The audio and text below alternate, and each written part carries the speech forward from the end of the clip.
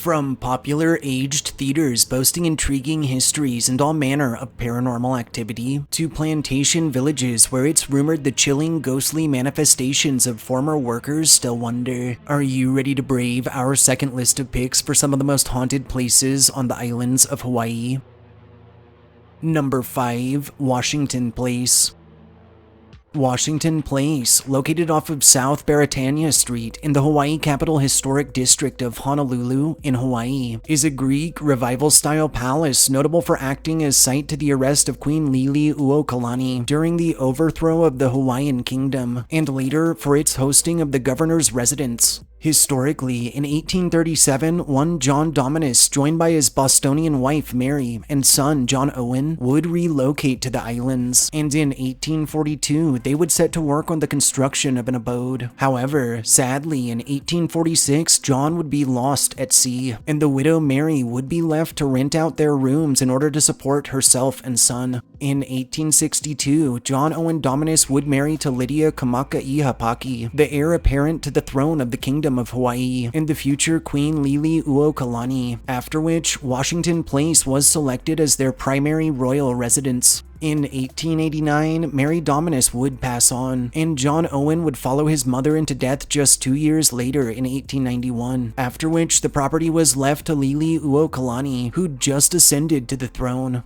In 1893, the Hawaiian Kingdom would be overthrown. In 1895, preceding the Wilcox Rebellions, the Queen would be taken prisoner and held at the Iolani Palace, where she'd remain for 9 months before being moved back to Washington Place for the remainder of her 5-year arrest, and it was here she would reside until the time of her passing in 1917. In 1921, the old property was converted into an executive mansion for the governor of Hawaii, and in 2002, Washington Place was transformed into a historic house museum, which it remains as to this day, offering a range of tours, educational materials, and, according to lore, a handful of prominent ghostly manifestations. A first legend surrounding Washington Place tells the expanse is haunted by the spirit of Queen Lili'uokalani herself, who met her fate in the downstairs bedroom, and across the premises, both staff and visitors have reported sighting her spectral form drifting about, or seemingly inspecting the property, some say to make sure it's being taken care of properly.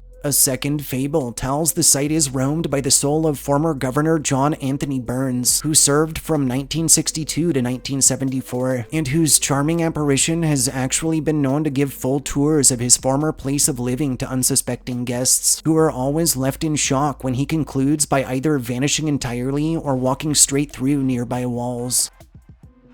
Number 4. The Tao Theater.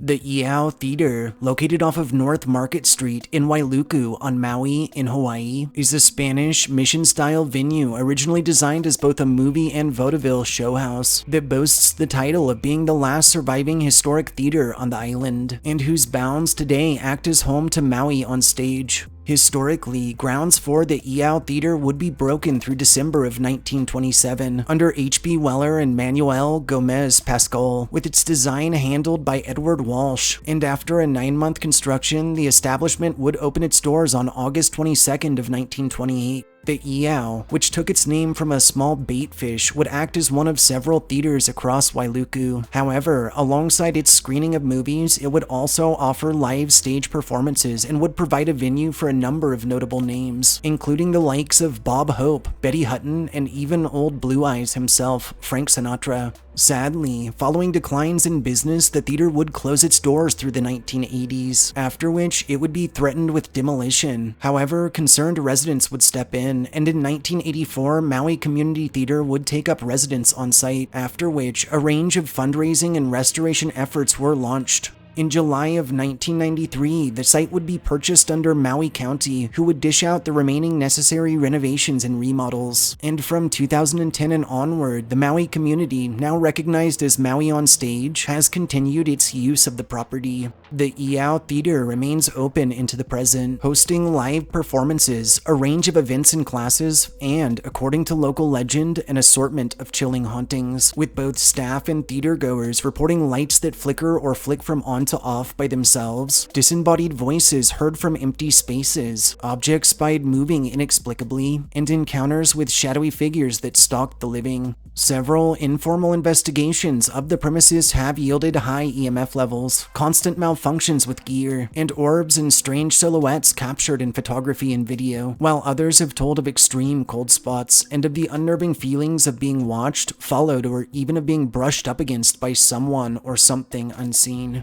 Lastly, the specters of ancient Hawaiian soldiers who it's rumored died in a battle near have been encountered in the basement. An unfriendly poltergeist has been known to violently toss things around the dressing room, and the misty, luminescent silhouette of a former actress and flapper, since dubbed Emma, has been spotted lounging on various pieces of furniture, and always vanishes by the time those passing do a double take. Number 3. The USS Arizona Memorial.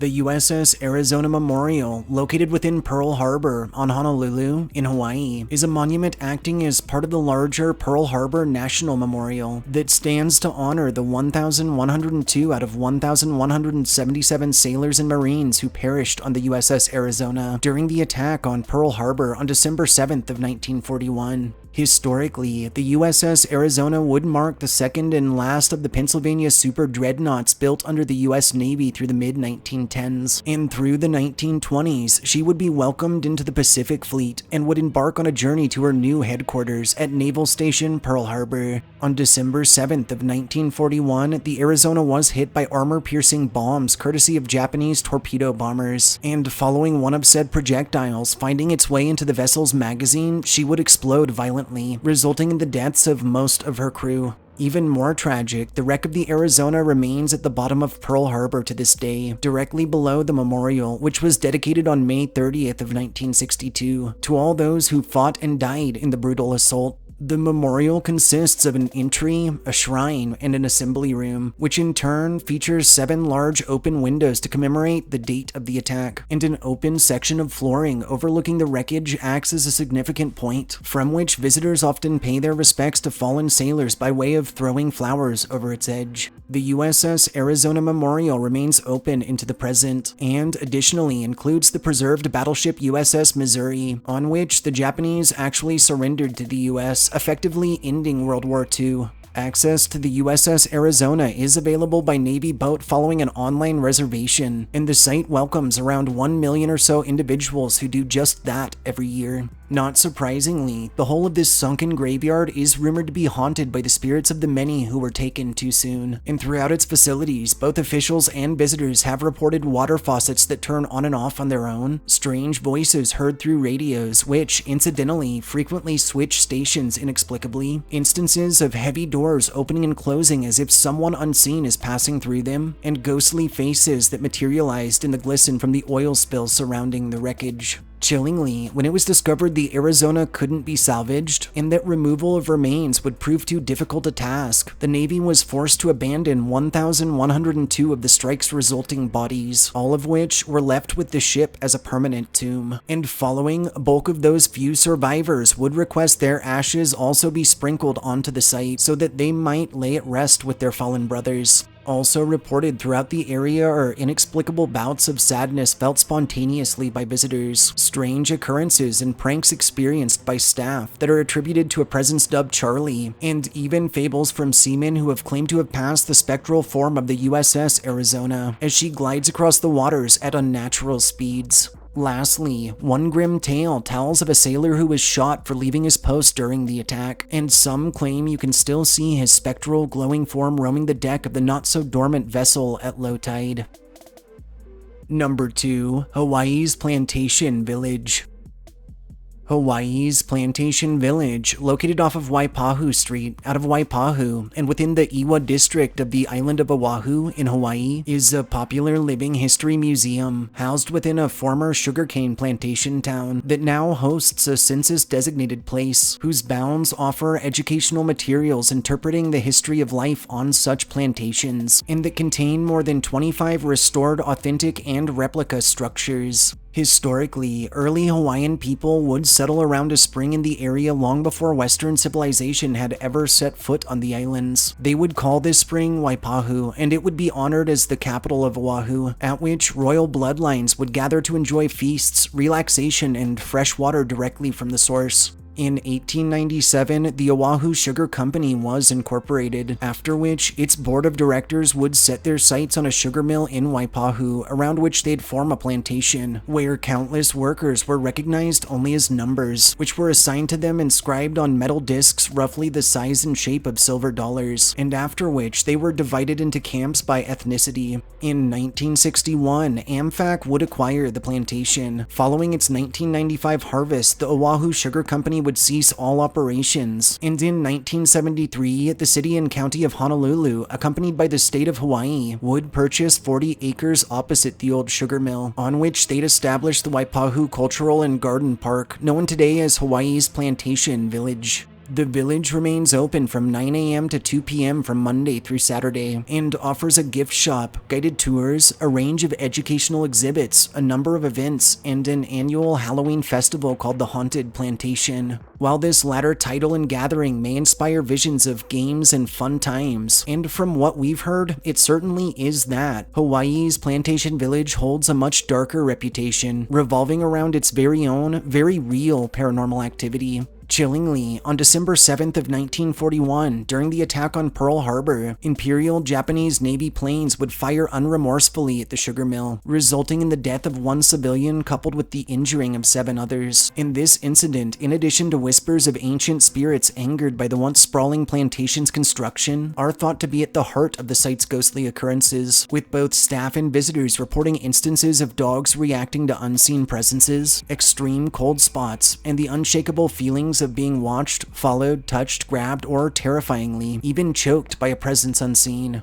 Through its years in operation, several staff members have actually quit following particularly malevolent encounters with the inexplicable, resulting in the golden rule that nobody across its grounds is allowed to work alone. And a handful of stories tell of the doll within the Puerto Rican house moving its head or eyes, or of instances in which it's discovered outside of its case. One final and rather perturbing story tells of a male presence and of the ghost of a little girl who haunts the Portuguese house. While names and details are a bit hazy, legends claim that long ago this young girl's mother left her to be raised alone by her father, and with no options for childcare, he was forced to tie her up when he left for work, to make sure she couldn't get into any trouble. Unfortunately, it's said that one day a fire broke out in the fields and quickly spread to the house, but that the father, eager to be rid of his burden, left his poor daughter tied up to be consumed by the blaze. While several have argued the validity of this tale, reports of run-ins with the ghostly little girl continue to surface, in which she's always been described as playful and seemingly in pleasant spirits, creating further doubt over the truths of this fable.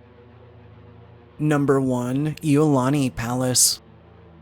Iolani Palace, located off of South King Street in Honolulu, Hawaii, is a former royal abode and the only royal palace located on U.S. soil that's notable for its serving, as mentioned in our prior Washington Place listing, for acting as prison to Queen Lili'uokalani following the overthrow of the Kingdom of Hawaii. Historically, through the early 19th century, lands now holding the palace once acted as a burial place to ancient royalty under the House of Kamehameha, whose members eventually constructed residences about. In July of 1844, Kekuaneoa would begin construction of a particularly large home at the site of our current palace, and in 1845, Kamehameha III would purchase this estate and, after moving the capital of the Kingdom of Honolulu, would establish it as his royal residence. As generations of elder ali'i met their fates, land would be passed on until all but a handful of parties retained ownership. Through the 1860s, the site's name was altered to the Iolani Palace. By the 1870s, the original palace structure had fallen into disrepair, and in 1879, the cornerstone for our current palace was laid, with the estate formally completed by 1882.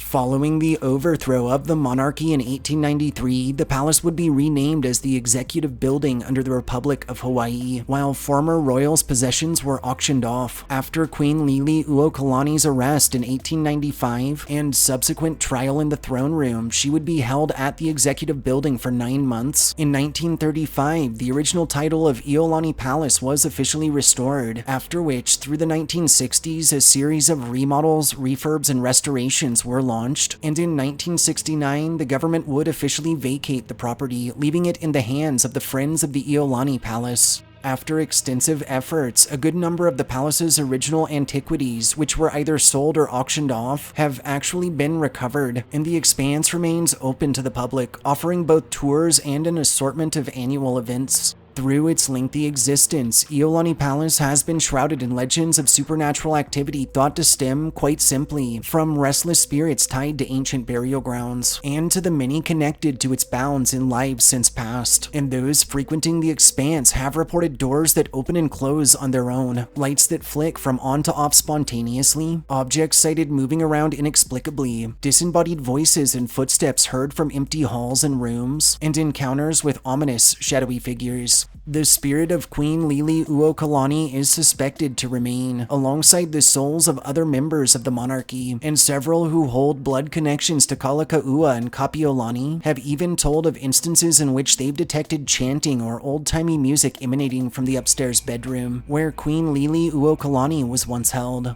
While the doors to the Queen's bedroom are always locked securely when day is done, around once a month or so, quite mysteriously, the alarm is sounded, and guards always arrive to find the port swinging wide open, with no one in sight. Additionally, the Queen is documented to have had a fondness for tobacco, and visitors walking the nearby corridor have described getting blasted full force in the face by the pungent smell of cigars when none are present. Also reported across palace grounds are phantom illuminations not dissimilar to the glow of torches spied bobbing about after dark, encounters with a female entity in an old-fashioned black dress that wanders the halls, and instances in which a piano bolted down and secured in glass within the Blue Room has been heard playing itself. Behind a fenced-in area contained on site lies the former burial grounds of Kamehameha II and Queen Kamemalu, who succumbed to measles following a trip to England. When the new royal mausoleum was finished, several coffins were removed from this old burial ground to the new site, and a kapu sign warns visitors to steer clear of what is considered a dangerously powerful sacred zone. A final legend surrounding this weathered residence concerns 2 banyan trees planted by Queen Kapiolani that today have grown into entire groupings. These growths are rumored to harbor not only the spirits of dead royalty, but also of those who passed near and whom didn't have families to care for their remains. Taking its fascinating and somewhat dark history into account and coupling it with a slew of timeless local legends and purported supernatural phenomena, we felt that Iolani Palace was a perfect choice as this list's most haunted place in Hawaii. Thanks for joining us on our second list of picks for some of the most haunted places in Hawaii. If you enjoyed our histories and ghost stories, subscribe to our channel, like this upload, and share us with anyone you feel deserves a good scare. Oh, and for some of the locals watching, feel free to let me know how I did with pronunciations. We'll catch you next time.